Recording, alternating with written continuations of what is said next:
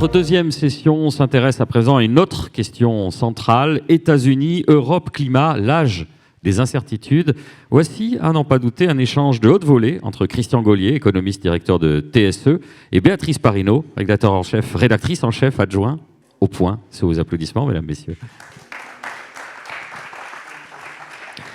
Bonjour à tous, merci d'être présents, merci à Christian d'être là pour peut-être diffuser quelques certitudes malgré tout.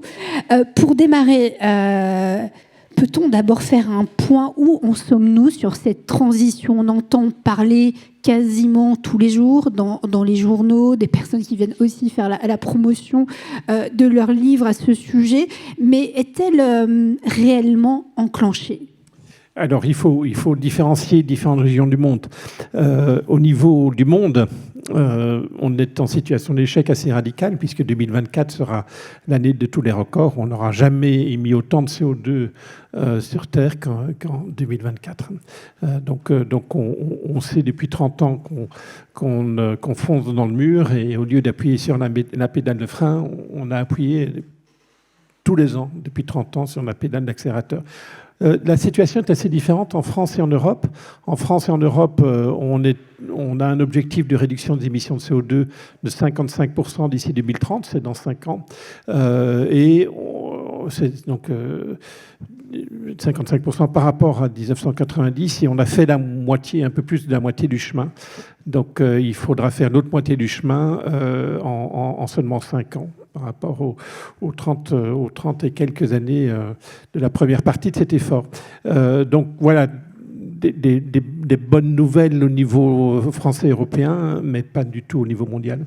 Mais ça veut dire que, parce que vous indiquez que la moitié du chemin reste à faire en quelques années, vous parlez de bonnes nouvelles parce que nous sommes la région du monde la plus avancée dans ce domaine? La seule région du monde. Les États-Unis ont un peu réduit leurs émissions de CO2 depuis une dizaine d'années, mais ce n'est pas du tout le résultat d'une politique climatique pensée, c'est le résultat d'une décision des États-Unis d'explorer et d'exploiter le gaz de schiste.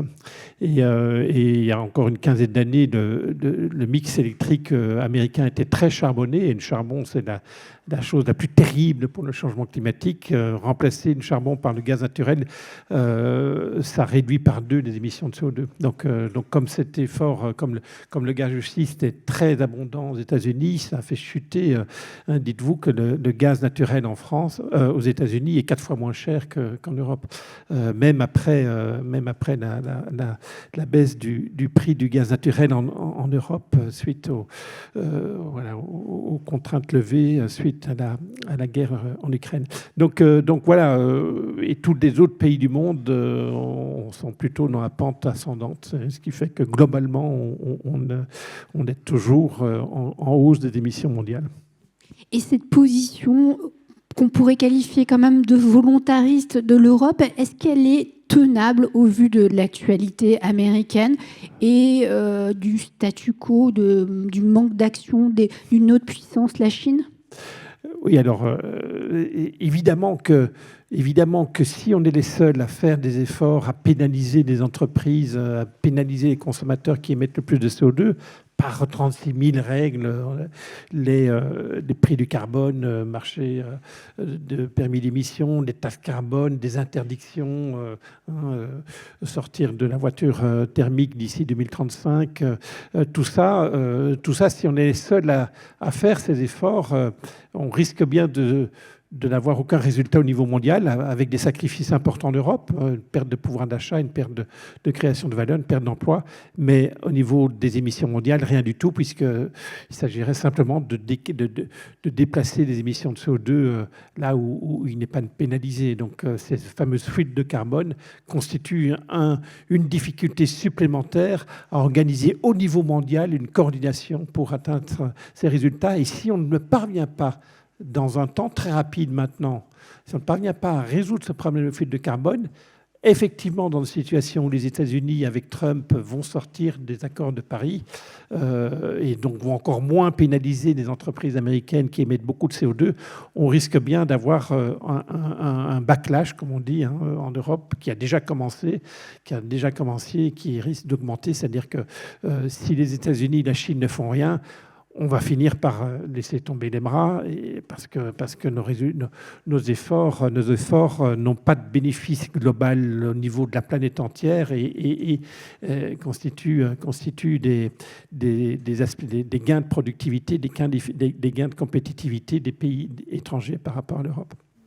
Mais ça, on a une certitude que les États-Unis vont se désengager ou on est dans la spéculation parce que... Non, je pense que Trump a déjà... La décision est déjà prise. Trump va sortir clairement des accords de Paris, c'est déjà décidé. Et rappelez-vous, il y a un précédent historique.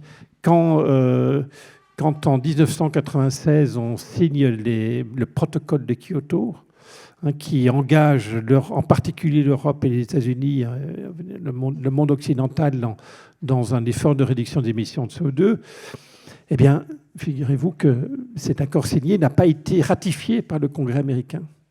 Et puis, les Canadiens, les Japonais, les Australiens, eux aussi, ils sont sortis des accords du protocole de Kyoto. Et donc, l'Europe a été le dernier signataire qui a tenté de respecter le protocole, ce qui, en fait, a conduit d'abord à l'instauration des marchés de permis d'émission en Europe, le fameux ITS, mais en 2005.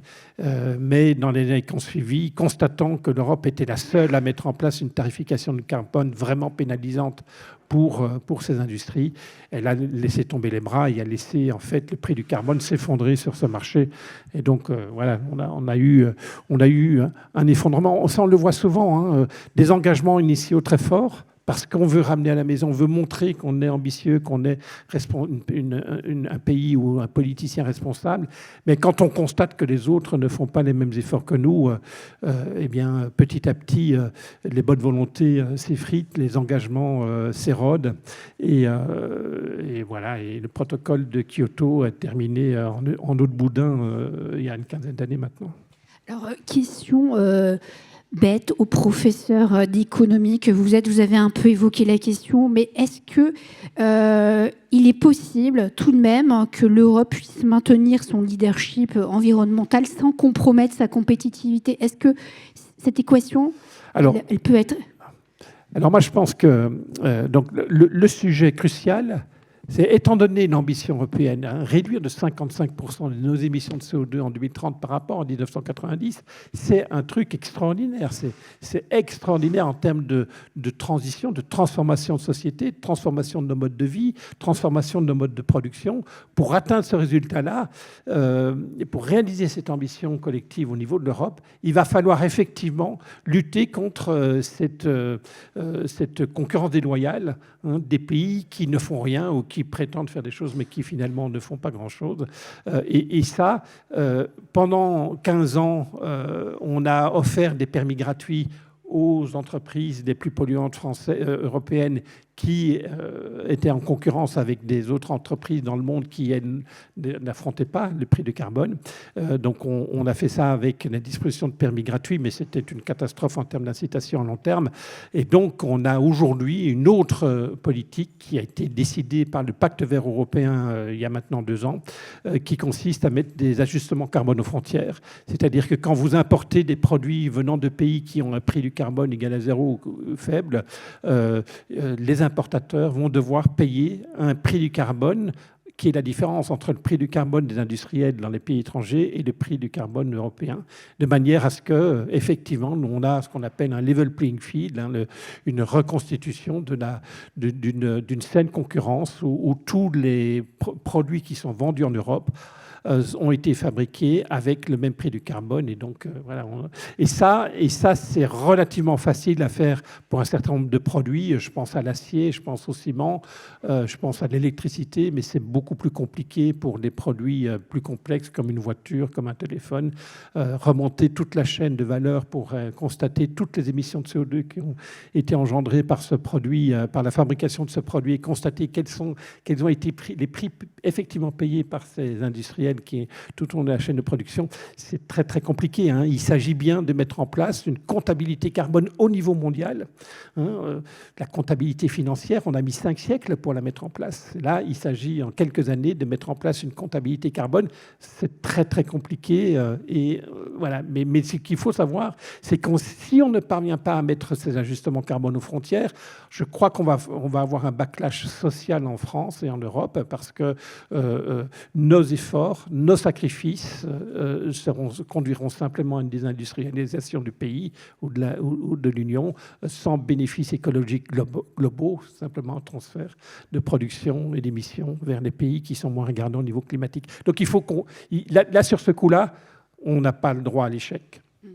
Mais le mécanisme que vous nous décriviez, prévu par le Pacte vert, qui est déployé à nos frontières, est-ce que, à vos yeux, c'est un mécanisme optimal qui permet quand même de faire valoir la loi de la concurrence ou qui vient corriger la déloyauté? Comment...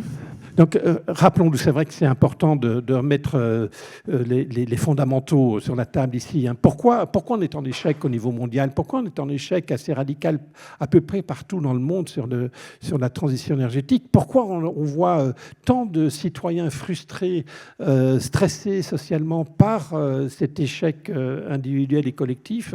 Mais c'est parce que quand vous émettez du CO2, vous engendrez des dommages, mais vous n'allez pas c'est pas vous qui allez supporter ces dommages, c'est d'autres gens dans d'autres régions du monde dans des décennies à venir. Et donc voilà, il y a ce qu'on appelle un problème d'externalité. Vous n'avez pas l'incitation d'intégrer des dommages que vous causez à autrui quand vous prenez votre voiture plutôt que les transports en commun, quand vous prenez l'avion plutôt que le TGV. Et ça conduit à une absence de volonté individuelle à faire des efforts qui sont indispensables. Et donc ce problème ce qu'on appelle le passager clandestin, chacun se disant mais moi je ne vais pas faire de sacrifice, mais je vais espérer que les autres fassent des sacrifices pour que j'en bénéficie, eh bien ça conduit à ce que plus personne ne fasse rien du tout. Et donc nous, les économistes sont d'accord sur à peu près rien du tout, comme chacun sait, mais il y a un truc sur lequel il y a un consensus extrêmement fort, c'est l'idée que pour corriger cette externalité, pour corriger le fait que les gens ne prennent pas suffisamment en compte dans leurs décisions de tous les jours de leur mode de vie, de leur mode de production, de mode de déplacement, de mode de chauffage, eh bien, il faut envoyer un signal prix. Il faut dire aux gens, OK, vous pouvez émettre du CO2, mais dans l'application du principe pollueur-payeur, on va vous faire payer. Si vous ne prenez pas un tournant de sobriété, vous allez devoir payer beaucoup en termes de taxes carbone ou d'achat de permis d'émission pour effectivement respecter cette...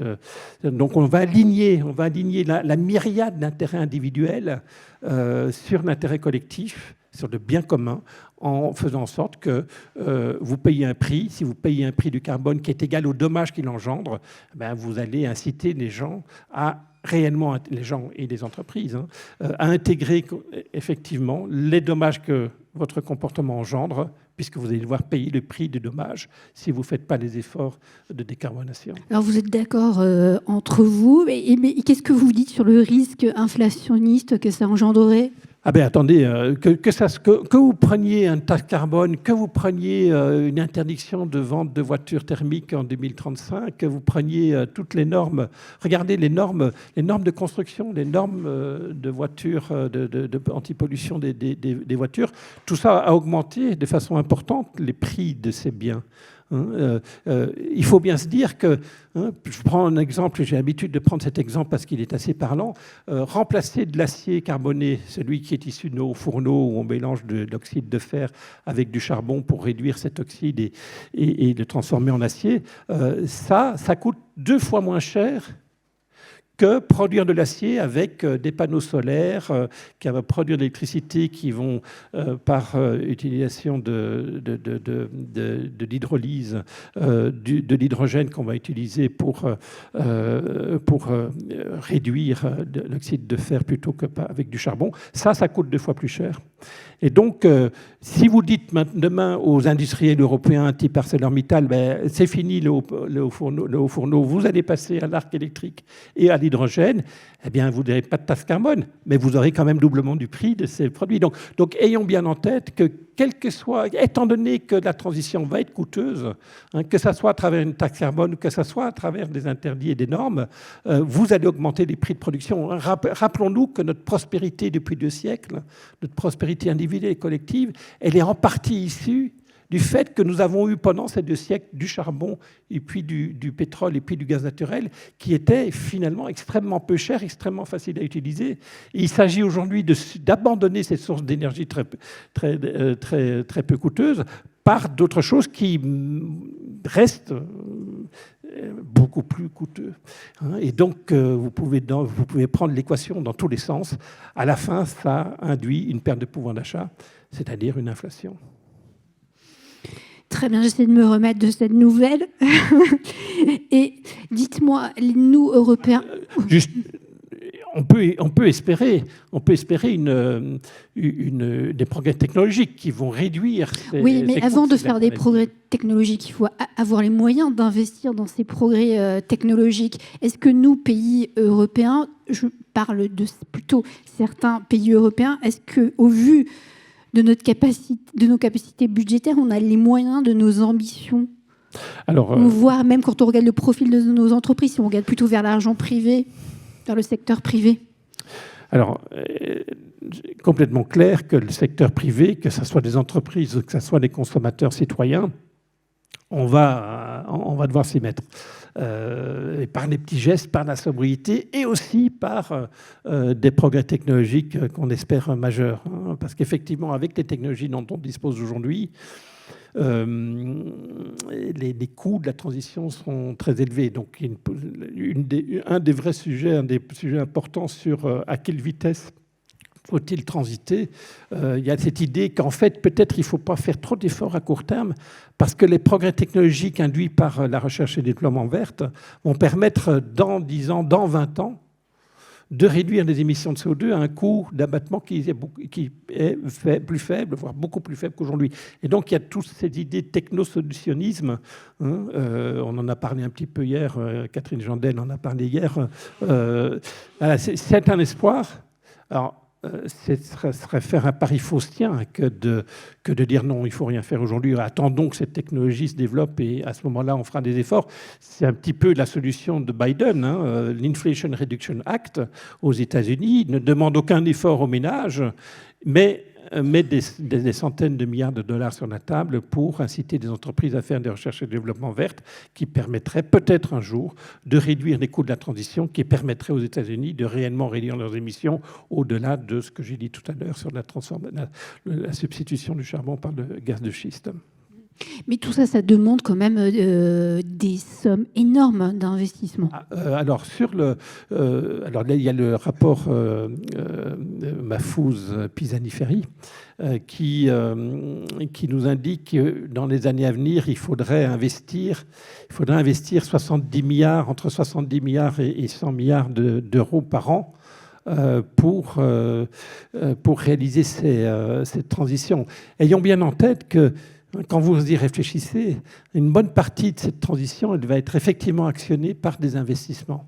Quand vous remplacez votre voiture thermique par une voiture électrique, le coût initial est très important. Vous voyez bien, c'est bien pour ça que la plupart d'entre nous n'avons pas encore de voiture électrique, c'est parce qu'elle est beaucoup plus chère à l'achat que la voiture thermique. Mais néanmoins, une fois que vous avez la voiture électrique, le coût d'usage, le coût au kilomètre parcouru est beaucoup plus faible, 4 à 5 fois plus faible. Et donc, d'ailleurs, il y a un effet rebond qui pose problème, qui est, une fois que vous passez à l'électrique, vous n'avez plus aucune incitation à être sobre dans votre mobilité.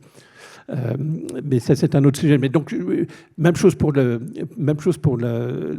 l'acier vert. C'est remplacer une aciérie au charbon avec une aciérie avec arc électrique et hydrogène. C'est un coût considérable à l'origine, et puis les coûts sont plus faibles que liés au charbon. Donc cette transition, elle est extrêmement intensive en capital, que ce soit au niveau des individus, dans l'isolation thermique du logement, que ce soit dans les voitures électriques, que ce soit pour l'industrie, où il s'agit de mettre au rebut des vieilles technologies, des usines qui sont très carbonées, par des usines qui utilisent des technologies moins carbonées. Tout ça, c'est un capital extrêmement important à mettre en place. Et donc, le sujet, d'ailleurs, le sujet n'est pas de savoir quelles sont les incitations aujourd'hui pour passer à des modes de production ou des modes de vie moins carbonés. C'est les perspectives à 10, 20 ans, sur la durée de vie des investissements qui déterminent la décision de décarboner. Et vous voyez bien qu'aujourd'hui, il y a quand même un énorme flottement au niveau politique, même en Europe. Regardez quand même les élections européennes, on n'a pas du tout parlé de changement climatique.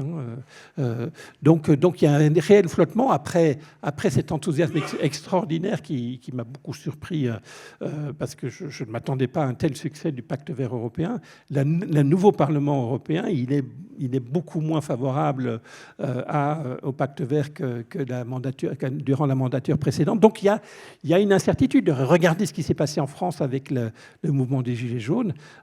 On devait avoir une taxe carbone qui montait année après année pour qui aurait dû atteindre aujourd'hui une valeur supérieure à 100 € la tonne de CO2. Elle est restée bloquée à 44 €. Donc vous voyez que il y a une incertitude pour les industriels et elle a des conséquences extrêmement importantes dans les stratégies d'entreprise sur,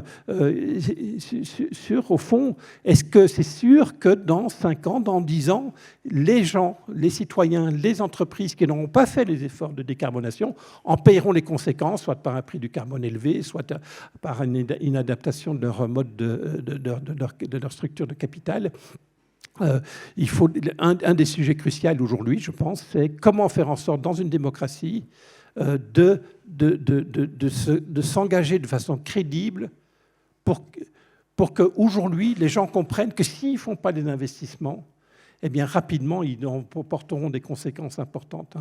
Le cas le plus clair, c'est celui du marché ETS, marché de permis d'émission. Comment faire en sorte qu'effectivement, on ait aujourd'hui un prix du carbone anticipé dans des horizons de 5, 10, 20 ans qui fasse en sorte que les industriels se disent « Ah oui, non, si je ne fais pas l'effort maintenant, je serai plus compétitif dans peu de temps. » Et ça, ce problème de crédibilité, il est terrible. Qui peut dire aujourd'hui quel sera le prix du carbone en Europe en 2030, en 2040 ? Je pense qu'il n'y a personne qui peut le dire parce qu'il y a à la fois des incertitudes technologiques, mais beaucoup plus important encore, il y a des incertitudes politiques sur le réel engagement des gouvernements futurs et des commissions futures au niveau de l'Europe pour respecter les engagements qui ont été pris au niveau politique. Il y a quand même un secteur sur lequel le Parlement européen s'est engagé fortement et a fixé des objectifs très ambitieux, c'est le secteur automobile. On entend les constructeurs se plaindre, on entend des annonces quand même plus qu'inquiétantes, des fermetures d'usines qui sont déjà annoncées ou prévisibles. Est-ce que là, pardon pour l'expression, on n'a pas déconné, on n'a pas été trop ambitieux, on ne sait pas. Est-ce qu'ils ont raison, nos constructeurs, de se plaindre ? C'est un sujet compliqué, parce qu'on le voit bien, la taxe carbone ou les problèmes, les solutions par la tarification du carbone sont pas acceptées socialement, et c'est de façon un peu injuste d'ailleurs, on pourra peut-être revenir, mais les alternatives à la fiscalité, au prix du carbone, à la fiscalité verte, sont encore plus problématiques. Effectivement, est-ce que c'est la bonne date ? Est-ce que, vu d'aujourd'hui, c'est la bonne date de dire que 2035, il n'y aura plus de voitures neuves thermiques vendues en Europe ? ayons en tête qu'est-ce qui va se passer en 2034. Si en 2034, les prix des voitures thermiques restent encore largement plus faibles que le prix des voitures thermiques, des voitures électriques, excusez-moi, enfin, vous comprenez ce que je veux dire. Il y aura un mouvement des jeunes au niveau européen, puisqu'il s'agit d'une réglementation européenne. Il y aura, je veux dire, vous vous rendez compte, quoi, les gens vont devoir acheter des voitures électriques qui sont beaucoup plus chères, qui pourraient être beaucoup plus chères, rester beaucoup plus chères que les voitures thermiques. Donc,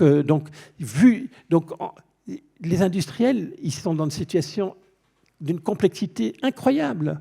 C'est-à-dire, moi, je ne voudrais pas être chef d'entreprise, je ne voudrais pas être M. Tavares, même s'il a pris la porte récemment. Ayons bien en tête que pour les industriels, l'incertitude sur quelles sont les conséquences des décisions qui pourraient être prises aujourd'hui en termes de décarbonation ou de non-décarbonation des produits vendus ou des modes de production, c'est extraordinaire. Parce qu'effectivement, aujourd'hui, je ne suis pas sûr que dans l'année prochaine, dans 2 ans, dans 3 ans ou dans 9 ans, l'Union européenne décide de revenir sur la décision d'interdire la voiture thermique en 2035. Et ça, cette incertitude-là, aujourd'hui, elle rejaillit aujourd'hui sur les décisions, les stratégies des entreprises. Donc on a un énorme problème. Et effectivement, l'arrivée de Trump aux États-Unis et d'autres politiques, d'autres gouvernements à travers le monde qui sont pas du tout alignés sur l'Europe en termes d'ambition climatique,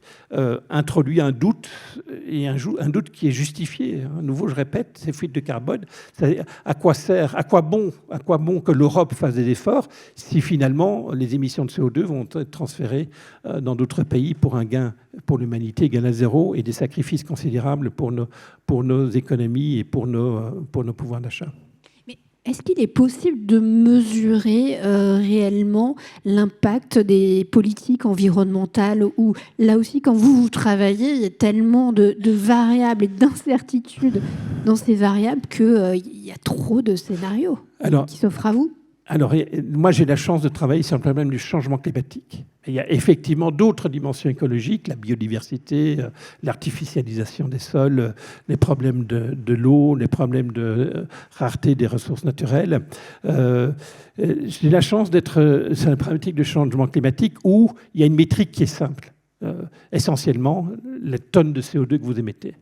Donc ça, c'est facile. C'est beaucoup plus compliqué, par exemple, pour comment on réfléchit sur la biodiversité. Moi, je suis dans le comité de mission du groupe La Poste, où ils ont évidemment, ils ont eu depuis longtemps des vraies réflexions sur l'électrification de leur parc de facteurs, de la mobilité des facteurs, mais ils ont aussi une vocation à intervenir sur les problématiques de biodiversité, de baisse d'artificialisation des sols. Et comment on gère ça? C'est beaucoup plus compliqué pour le changement climatique. Donc, l'autre changement climatique, vous mettez un prix sur la tonne de CO2 et évoque la galère. En plus, on est, pour l'essentiel, sur le changement climatique, on a 3 ressources naturelles qui conduisent aux émissions de CO2. Alors, il y a le problème de l'agriculture qui est un peu différent, mais les mobilités, le résidentiel, l'industrie, c'est comment est-ce qu'on émet du CO2 en brûlant du gaz, du pétrole et du charbon. Et donc, il suffit de savoir combien à la tonne de charbon, à la tonne de kérosène et à la tonne de gaz naturel, combien ça, quand vous brûlez ça, combien ça fait de tonnes de CO2, et vous pouvez tarifer, vous pouvez mettre la taxe sur la ressource fossile plutôt que sur le CO2 émis, qui est beaucoup plus difficile à estimer, à mesurer au niveau des cheminées et des pots d'échappement. Donc là, c'est vrai, le changement climatique, alors, c'est à la fois un défi colossal, le changement climatique, c'est la plus grande défaillance de l'histoire de l'humanité, la plus grande défaillance de nos démocraties libérales. C'est à la fois une défaillance des marchés, parce que les marchés sont évidemment incapables d'intégrer des problématiques d'externalité climatique dans les décisions des entreprises et des ménages. Et c'est aussi un échec radical de la démocratie, parce que nos politiciens ne sont pas capables aujourd'hui de mettre en place des structures, des transformations de la structure du vivre ensemble pour faire en sorte qu'effectivement cette transition et cette transformation des modes de vie, de modes de production soient réalisées. Donc on est, même si c'est relativement facile au niveau de la réflexion de la mesure, c'est immensément compliqué au niveau de la mise en place de réglementation, parce que voilà, on a ce problème de passagers clandestins, et en plus, c'est pas une pollution locale, c'est une pollution mondiale, et on a 200 pays qui se tirent la tête, et qui chacun regarde l'autre en chien de faïence en lui demandant mais pourquoi vous faites pas d'efforts, et je ferai des efforts quand vous aurez décidé d'en faire. Alors vous faites vraiment des efforts parce que vous venez travailler à vélo. Comment vous savez ça? Vous me l'avez dit. C'est beaucoup de kilomètres. Oui, 40 kilomètres par jour. Voilà, mais vous le faites parce que vous êtes sportif ou vous êtes pour la planète? Ça vaut le coup? En fait, pour vous dire toute la vérité, d'abord, j'ai fait quelques marathons dans ma vie, moins maintenant, mais aussi, pour le fait de prendre mon vélo plutôt que ma voiture, j'habite à la campagne, à 20 km au nord de Toulouse, dans les coteaux, donc ça monte et ça descend, donc le vélo est électrique. Et en fait, je l'ai fait parce que je l'ai fait au débarrage de la guerre en Ukraine. J'avais déjà l'envie, étant donné le problème du changement climatique, mais l'idée d'aller acheter de l'essence de ma voiture à Poutine, ça n'était pas possible. C'est plus un acte politique qu'un acte pour la planète. En fait, c'est les deux. En l'occurrence, c'est les deux. Mais c'est vrai que le déclenchement de ma décision d'acheter une voiture, un vélo électrique, c'était politique. Oui. Mais ayons bien en tête que sur ce coup-là, franchement, a posteriori, le sacrifice que j'ai fait en prenant mon vélo, alors effectivement, je fais 1h45 de vélo par jour. C'est pas que du mauvais. Je mets plus de temps qu'en voiture, sauf pendant les heures de pointe. Mais aussi, je dors comme un bébé, quoi. Et malgré tout le stress, toutes les inquiétudes que je peux avoir à travers mon job de directeur de TSE, il y a beaucoup de boulot, je dors comme un loir. Très bien, mais est-ce que je vous posais cette question parce on reçoit beaucoup d'injonctions, nous appelant tous à faire des petits efforts. Vous avez évoqué la guerre en Ukraine, le début de la crise énergétique. C'est là aussi où on commençait à affluer des messages sur à quelle heure il fallait qu'on allume la lumière, le chauffage, moins 1 degré, etc., la climatisation. Au niveau individuel, est-ce que ça a un intérêt ou est-ce que je peux juste me dire moi, Béatrice, c'est super, Christian, ne prenons pas sa voiture, il y a déjà quelqu'un qui fait un effort pour nous. À nouveau, c'est des petits ruisseaux qui font les grands fleuves. Donc une partie non négligeable de la solution, ce sont les petits gestes. C'est vrai qu'on pense aux grands investissements et les grands investissements seront cruciaux et les coûts de la transition devront être baissés pour atteindre une transition qui est socialement acceptable, qui implique une perte de pouvoir d'achat qui n'est pas trop conséquente. Mais les petits gestes vont rester cruciaux. C'est pas que le gouvernement et les grandes entreprises et Total Energy, Engie qui vont devoir faire le job. C'est vous et moi. On va devoir changer de façon radicale nos modes de vie. Et ça, effectivement, c'est pas facile parce qu'on n'a pas la métrique en tête. Et quand je brûle un litre d'essence, c'est combien de kilos de CO2 que j'émets dans l'atmosphère? C'est 2,4 kilos, pour votre information. C'est quoi un vol Paris-Toulouse? C'est 300 kilos de CO2 par... J'ai envie de vous dire, c'est quoi par rapport à l'usine qui n'est pas très loin de chez moi? Il vaut mieux que ça soit l'usine à côté de chez moi qui fasse des efforts. Alors là, il faut... Je joue l'avocat du diable. Non, je vais travailler à pied, moi. En fait, tous les actes, tous les gestes, tous les investissements verts, toutes les actions vertes ne sont pas nécessairement socialement désirables. Il y a des actions qui sont très coûteuses en termes de réduction d'émissions de CO2, mais qui ne rapportent pas beaucoup en termes climatiques. Je vous donne un exemple que j'utilise souvent dans mes cours. C'est, vous savez, les 150 recommandations de la Convention citoyenne pour le climat. Là, vous savez que Macron avait d'entrée exclu, je crois, deux des 150, 2 des 149 recommandations. Une des deux, c'était le passage à 110 km/h de vitesse maximale sur autoroute. Et pourquoi ? Parce qu'effectivement, réduire votre vitesse de 130 à 110 sur l'autoroute, ça réduit vos émissions de CO2. Votre moteur thermique, il est plus efficace en 110 km/h qu'à 130 km/h. Et donc, si vous consommez moins d'essence, vous émettez moins de CO2. Mais quand vous regardez concrètement combien vous gagnez en termes de CO2 par rapport au temps perdu, et essentiellement, c'est un problème de temps, et le temps, c'est de l'argent.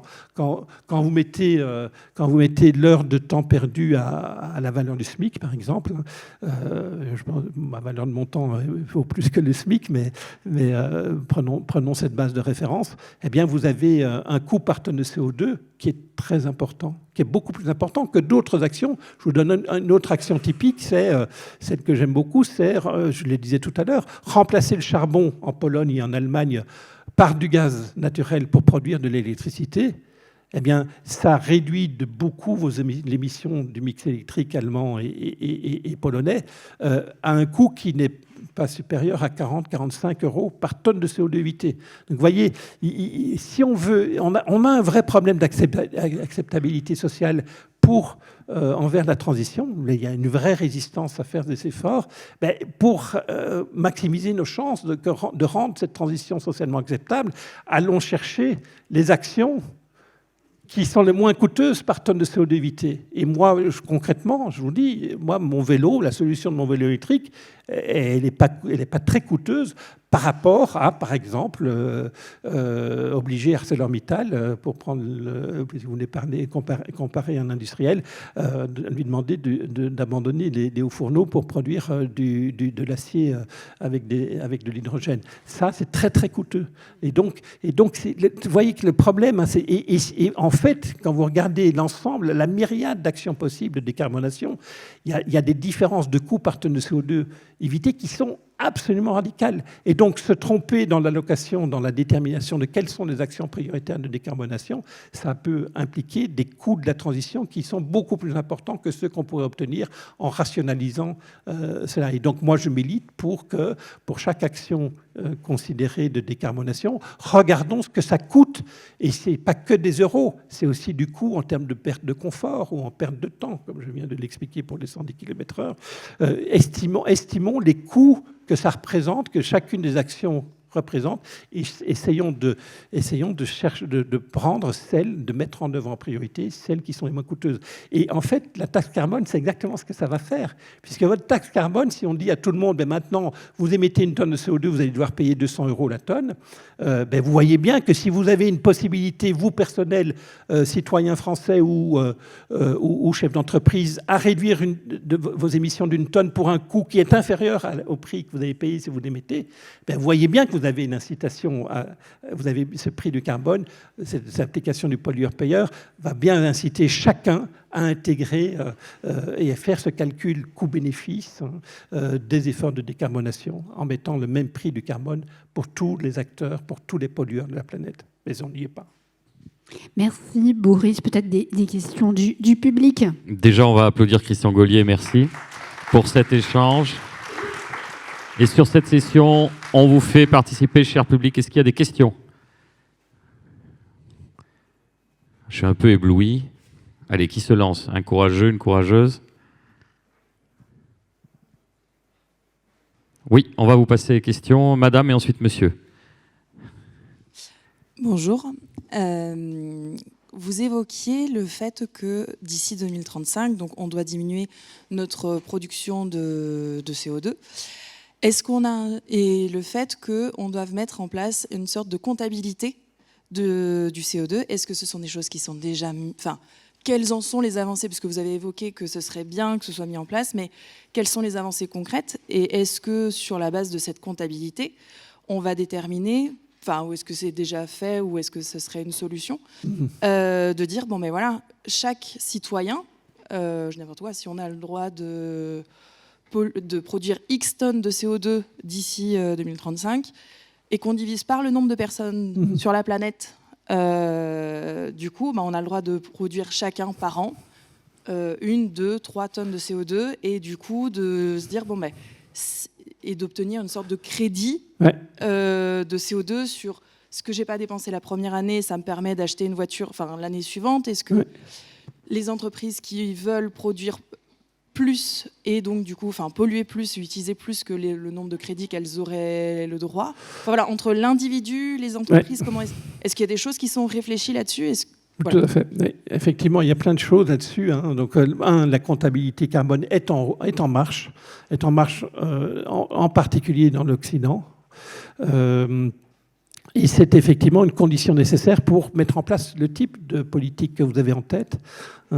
Moi, dans une utopie un peu rêveuse, je me dis l'idéal, ce serait de pouvoir donner à chaque être humain sur Terre un certain nombre, chaque année, en 1er janvier, une certaine quantité que chacun peut émettre sur Terre, et un Américain, un Congolais, un Chinois recevrait le même quota d'émissions de CO2 sur l'année.